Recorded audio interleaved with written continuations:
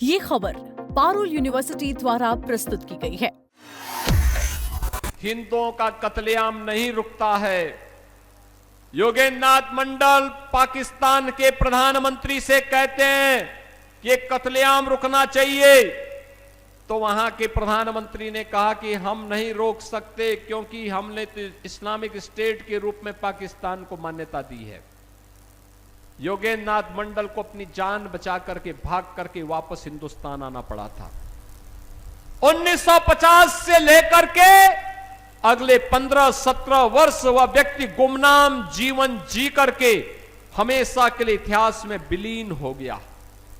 बाबा साहब भीमराव अंबेडकर, जिन्होंने देश के वंचितों के लिए, दलितों के लिए, पिछड़ों की लड़ाई को लेकर के लड़ाई लड़ते रहे, आज भारत के अंदर, दुनिया के अंदर वंचितों और दलितों के मसीहा के रूप में सारे समाज के लिए पूज्य हो गए। बहनों और भाइयों, ये है दो उन महापुरुषों की लड़ाई।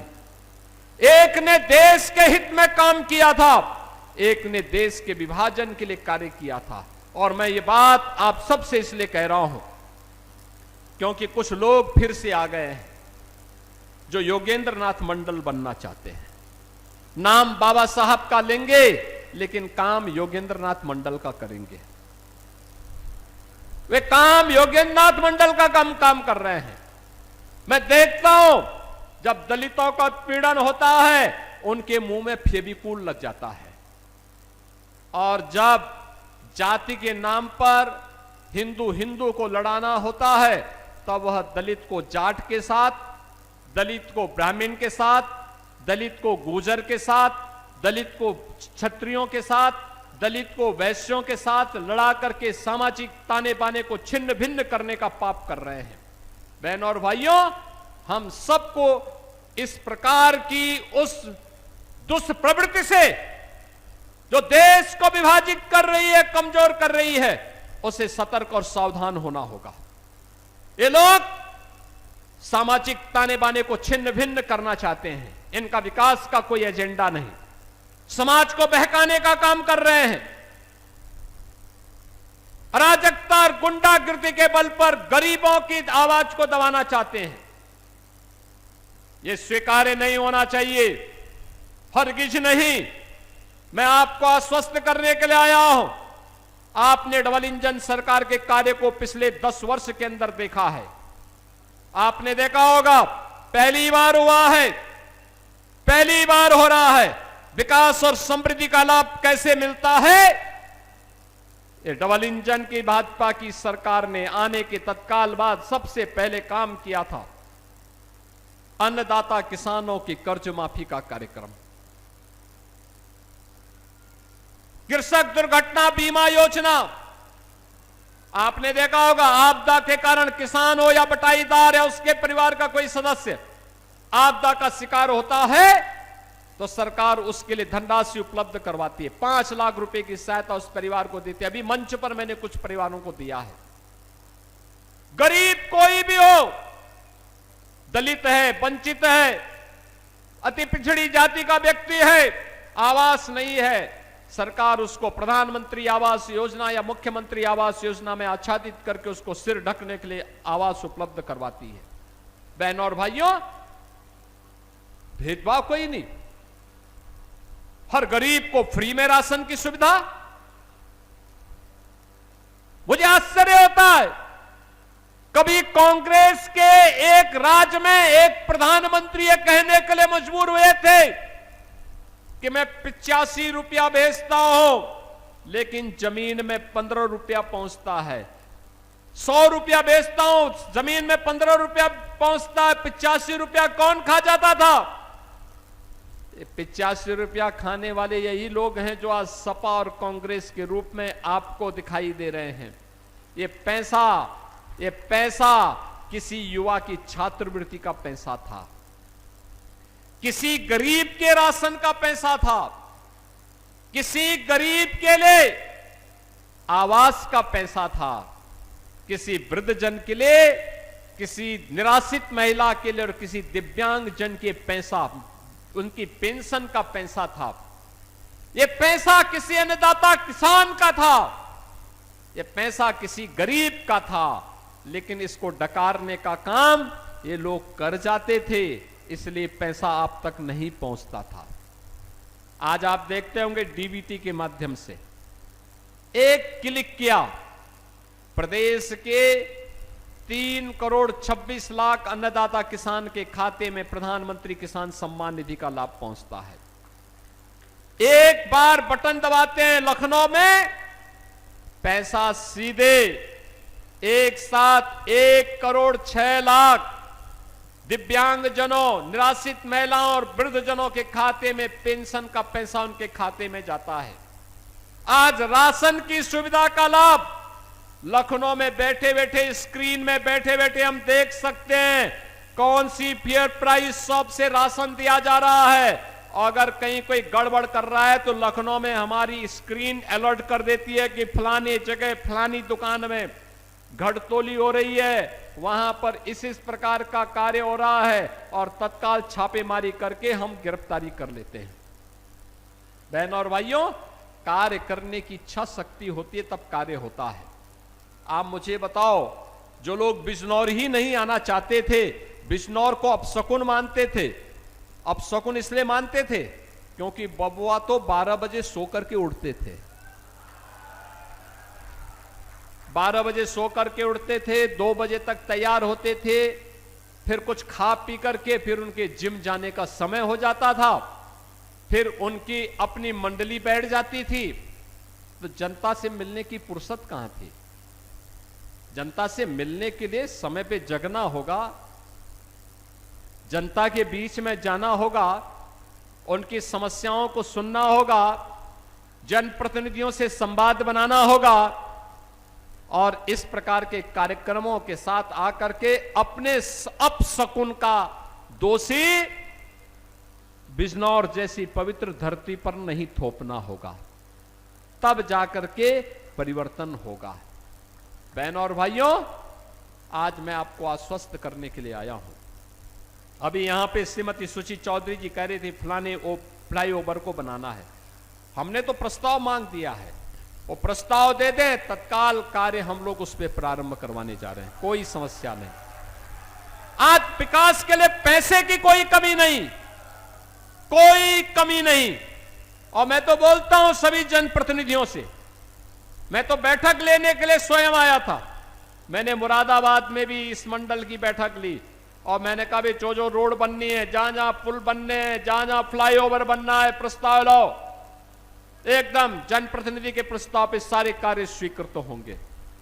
एक एक गांव को कनेक्टिविटी देंगे, एक एक अन्नदाता किसान के चेहरे पर खुशहाली लाएंगे, एक एक नौजवान को नौकरी देंगे। और मुझे बहुत अच्छा लगता है, बहुत अच्छा लगता है जब मैं अब नौकरी के लिए नियुक्ति पत्र वितरित करता हूं तो बिजनौर का नौजवान भी नौकरी पाता है। अंतिम कोने से जुड़ा हुआ व्यक्ति बिजनौर का, कोई नेटौर का है, कोई नजीमाबाद का है, कोई नूरपुर का है, कोई चांदपुर का है, कोई धामपुर का है, यानी अलग अलग जगह का नौजवान ये नौकरी पाता है। आज यहां पर स्वयं का उद्यम स्थापित कर रहे हैं नौजवान।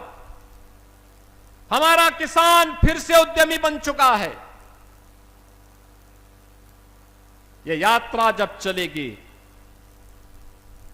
तब इस यात्रा ने उत्तर प्रदेश को बीमारू राज्य से उभारा है। बहनों और भाइयों, मैं लखनऊ में बैठ करके केवल योजना बनाता तो यूपी बीमारूपन से दूर नहीं हो पाता। यूपी बॉटम 3 से आज टॉप 3 नहीं पहुंचता, और आपका बिजनौर भी बॉटम 3 से टॉप 3 में नहीं पहुंचता। ये टॉप 3 में पहुंचने के लिए संघर्ष है, सामर्थ्य है, आपके साथ मिलकर के समन्वय है, और एक साथ मिलकर के विशुद्ध भाव के साथ आगे बढ़ने का कार्य है। और उस इच्छा शक्ति के साथ आज हम सब आपके पास आए हैं कि बहनों और भाइयों, विकास की इस प्रक्रिया को हमें मजबूती के साथ आगे बढ़ाना है, बिना रुके, बिना डिगे, बिना थके। ये यात्रा अनवरत रूप से आगे बढ़नी चाहिए। और उसी यात्रा को आगे बढ़ाने के लिए आज हम सब आपके बीच में आए हैं।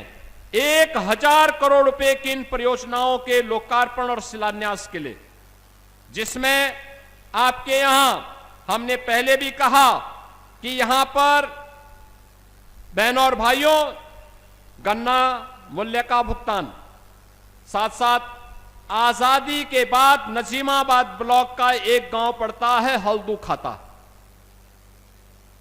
कौन भारतेंदु सिंह जी जानते होंगे हल्दू खाता? बहनों और भाइयों, हल्दू खाता में आजादी के 70 वर्षों के बाद भी बिजली नहीं आई थी। हमारी सरकार जब डबल इंजन की सरकार आई, हमने वहां बिजली पहुंचाने का काम किया है। और अब मुझे बताते हुए प्रसन्नता है कि गंगा एक्सप्रेसवे की कनेक्टिविटी को हम मजबूत कर रहे हैं। गोरखपुर शामली एक्सप्रेसवे गंगा बैराज पर पुल की तैयारी भी हमारी चल रही है। ये मजबूती के साथ आगे बढ़ने जा रहा है। यहां पर मोहम्मदपुर देवमल में मिनी स्टेडियम के निर्माण का कार्य किया जा चुका है। विकासखंड सियोहरा में मिनी स्टेडियम का निर्माण कार्य प्रारंभ किए जाने की तैयारी चल रही है। और इसके साथ ही याद करिए, जो बिजनौर पहले बदनाम था, आज 790 करोड़ की बेल्जियम की कंपनी अग्रिस्ट मासा का सीबीजी का प्लांट है, तो यहां पर 250 करोड़ का, री एनर्जी डायनेमिक्स का 198 करोड़ का और एनर्सल एलाइज का भी यहां पर निवेश आया है। यानी इतने बड़े पैमाने पे बड़े बड़े निवेश आज बिजनौर जनपद में आ रहे हैं।